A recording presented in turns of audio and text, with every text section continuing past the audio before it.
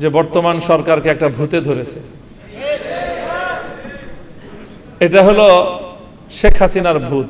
শেখ হাসিনার পতনের কফিনে সর্বশেষ যে পেরেকটা ঠুকেছিল সেটাও ছিল জনগণকে অপমান করার এক ভয়াবহ বিভৎস দৃষ্টান্ত। বলেছিল বাংলাদেশের 4 কোটি ছাত্র জনতাকে রাজাকারের নাতিপুতি। সেই শেখ হাসিনার জনগণকে অপমান করার ভূত এসে সওয়ার হয়েছে এখন বিএনপির কাঁধে। দাম্ভিকতার একটা সীমা থাকা উচিত যে বর্তমান সরকারকে একটা ভূতে ধরেছে। এটা হলো শেখ হাসিনার ভূত। যেই ভূত শেখ হাসিনাকে ধরেছিল, শেখ হাসিনা বিতাড়িত হওয়ার পর থেকে সেই ভূত এখন বর্তমান বিএনপির ঘাড়ে সওয়ার হয়েছে। ভূতটা হলো জনগণকে অপমান করার ভূত। শেখ হাসিনার 15 বছরের শাসনামলকে যদি খুব সংক্ষেপে বর্ণনা করা হয় তাহলে সেটা ছিল এদেশের জনগণকে নিয়ে উপহাস করা, জনগণকে যখন তখন যেভাবে ইচ্ছা সেভাবে অপমান করা।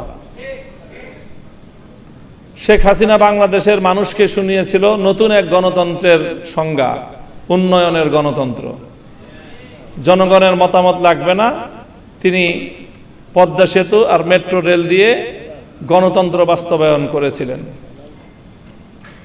এভাবে সর্বশেষ শেখ হাসিনার পতনের কফিনে সর্বশেষ যে পেরেকটা ঠুকেছিল সেটাও ছিল জনগণকে অপমান করার এক ভয়াবহ বিভৎস দৃষ্টান্ত। বলেছিল বাংলাদেশের 4 কোটি ছাত্র জনতাকে রাজাকারের নাতিপুতি।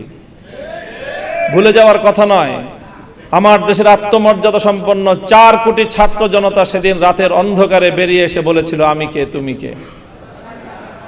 এত তাড়াতাড়ি ভুলে গেলেন জনগণকে অপমান করার পরিণাম? সেই শেখ হাসিনার জনগণকে অপমান করার ভূত এসে সওয়ার হয়েছে এখন বিএনপির কাঁধে। এই জন্য বিএনপির পক্ষ থেকে একবার জনগণের সার্বভৌমত্বের প্যারালাল এনে দাঁড় করানো হয় তাদের 2/3 সংসদের এই সার্বভৌমত্বকে। এখানে সংসদে দাঁড়িয়ে গোটা জাতিকে মূর্খ সাব্যস্ত করা হয়। বলেন নাই উনি যে এদেশের জনগণ তারা যে গণভোটে ভোট দিয়েছে, না বুঝে ভোট দিয়েছে? গোটা দেশের জনগণকে মূর্খ সাব্যস্ত করেন, এরপরে উনি মাস্টার সাজেন এই মূর্খ জনগণকে বোঝানোর জন্য। উনি মাস্টার সেজে এদেশের সংসদের 300 সদস্যকে আর এই 300 সদস্য যারা গোটা দেশের জনগণের প্রতিনিধিত্ব করে তাদেরকে সংবিধান পড়ান মাস্টার সেজে। দাম্ভিকতার একটা সীমা থাকা উচিত। আপনারা জনগণকে অপমান করছেন। এই ভূত আসলে আপনাদের ঘাড়ের নতুন ভূত না, এটা শেখ হাসিনার ঘাড়ে সওয়ার হওয়া সেই পুরাতন ভূত আপনাদের কাঁধে এসেছে।